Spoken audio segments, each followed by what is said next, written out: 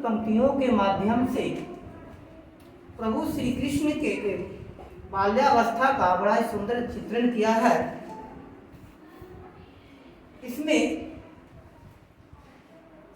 सूरदास ने यशोदा के सौभाग्य का वर्णन करते हुए कहा कि संभवतः यशोदा इस ब्रह्मांड की, इस सृष्टि की सबसे सौभाग्यशाली माँ है। क्यों? आइए समझें उनके पदों के माध्यम से। यशोदा हरि पालने झुलावे, अर्थात यशोदा इतनी सौभाग्यशाली है कि वह सृष्टि के रचयिता श्री हरि को, भगवान विष्णु को अपने पालने में झुला रही हैं, अपने गोद में ले रही हैं। क्यों? हलरावे दुलरावे मलहावे जोई सोई कछु गावे। वह श्री हरि को, भगवान विष्णु को अपने पालने में झुलाकर, मल्हार कर, दुलार कर, पुचकार कर, चुम्बन लेकर सुलाने का प्रयास कर रही हैं। अर्थात यशोदा इतनी सौभाग्यशाली माँ है कि जिन्हें श्री हरि को सुलाने का, दुलार करने का, पुचकारने का सौभाग्य मिला है। ऐसे भाग्यशाली व्यक्ति सृष्टि में दूसरा कोई नहीं हुआ। आगे वह शिकायत करते हुए कहती हैं, मेरे लाल को आओ निंदरिया काहे न आनी सुना सुआवे। वह निंदरिया, निंदरिया आया है माँ योग माया के लिए, तो वह योग माया को डांटते हुए कहते हैं, वह योग माया को डांटते हुए कहते हैं कि तू क्यों नहीं आती, क्यों आकर हमारे कन्हैया को नहीं सुलाती। मेरे लाल को आओ निंदरिया काहे न आनी सुआवे। आप क्यों आकर मेरे लाल को नहीं सुलाती। तू काहे नहीं बेगहियावे तो को कान बुलावे। आगे वह कहती है कि तू क्यों नहीं आती, आकर मेरे लाल को, मेरे कान्हा को क्यों नहीं सुलाती। तुझे कान्हा बुला रहा है, पुकार रहा है।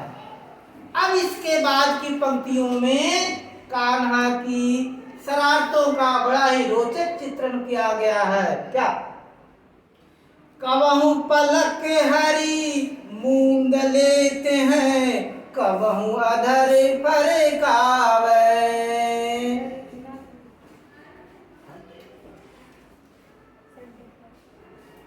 कबहू पलक हरी मूंद लेते हैं, कबहू अधर फरकावे। अब इन पंक्तियों के माध्यम में से कहा गया है कि श्री हरि चुगली करते हुए, शिकायत करते हुए कह रही हैं, माँ से शिकायत कर रही हैं, योग माया की शिकायत करते हुए कह रही हैं कि हे माँ, मैं तो सोना चाहता हूँ, लेकिन ये जो योग माया है, तुम्हारी निंदरिया है, इतनी दुष्ट है कि वो आती ही नहीं है। अब यहाँ इन पंक्तियों के माध्यम से प्रभु श्री कृष्ण के नट लीला का, नटखट लीला का, नटखटेपन का वर्णन करते हुए कहा गया है कि संभवतः वो श्री हरि हैं और उन्हें कोई सुला नहीं सकता, किसी में इतनी क्षमता नहीं कि वो श्री हरि को सुला दे, लेकिन फिर भी वो इन पंक्तियों के माध्यम से माँ यशोदा से योग माया की चुगली करते दिख रहे हैं। वो कह रहे, मैं तो सोना चाहता हूँ, मैं तो सोना चाहता हूँ, किंतु यही जो योग माया है, निंदरिया है, ये मुझे सोना ही नहीं देना चाहती। देखो मैं आंख मूंद लेता हूँ। कबहू हरी, कबहू पलक हरी मूंद लेते हैं, कबहू पल अधरे परे कावे। वो कहते, देखो मैं तो आंख मूंद कर सोने का प्रयास कर रहा हूँ, लेकिन ये जो तुम्हारी निंदरिया है, ये योग योग माया सोने नहीं देती। कबहू अधर पर काव, अब कल इस कारण मुझे भी रोना आ रहा। हे माँ, तुम्हें तो क्रोध आ रहा होगा कि तुम्हारा लाल नहीं सो रहा है, लेकिन मुझे भी इस पर रोना आ रहा है। मैं कुछ कर नहीं सकता, मैं तो ही बच्चा हूँ, तो मुझे भी रोना आ रहा है कि ये भी मुझे नहीं सोने देती। आगे, सोवत जानी मौन हवै कह रही करी करी सैन बतावे। कहते हैं क्या कि उनके मुखमंडल पर अब ऐसा भाव कभी कभी आता है कि वो सो रहे, चूंकि उन्हें प्रदर्शित करना है ना कि वो सोना चाहते हैं, इसीलिए कभी कभी उनके मुखमंडल पर सोने का भाव आ रहा है। सोवत जानी मौन हवै कह रही करी करी सैन बतावे। श्री हरि सोने का अभिनय कर रहे हैं, वही उसी समय गोपिकाएं आती हैं, तो उन गोपिकाओं को डांटते हुए समझाते हुए यशोदा मैया कहती है कि खबरदार, जो किसी ने मेरे लाल की नींद में बाधा डाली तो वो गोपिकाओं को भी डांट रही है।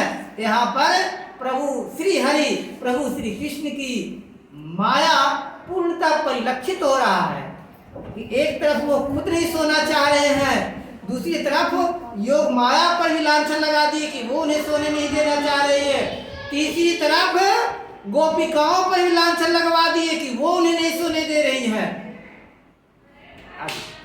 यह अंतर अकुलाई उठे हरि जसुमती मधुरे गावे।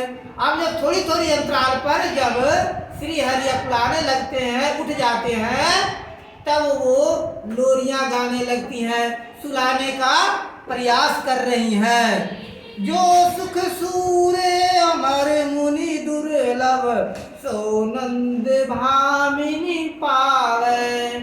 इन पंक्तियों के माध्यम से सूरदास कहते हैं कि नंद की भामिनी, नंद की पत्नी इतनी सौभाग्यशाली है जिसका वर्णन शब्दों में संभव नहीं है। नंद की पत्नी वह सुख पा रही है जो सुख इस सृष्टि में ना तो देव को, ना दानव को, ना गंधर्व को, ना किन्नर को, ना मानव को, किसी को नहीं मिला, वह सुख पा रही है। वास्तव में यशोदा मैया बड़ी ही सौभाग्यशाली हैं, बड़ी ही भाग्यशाली हैं।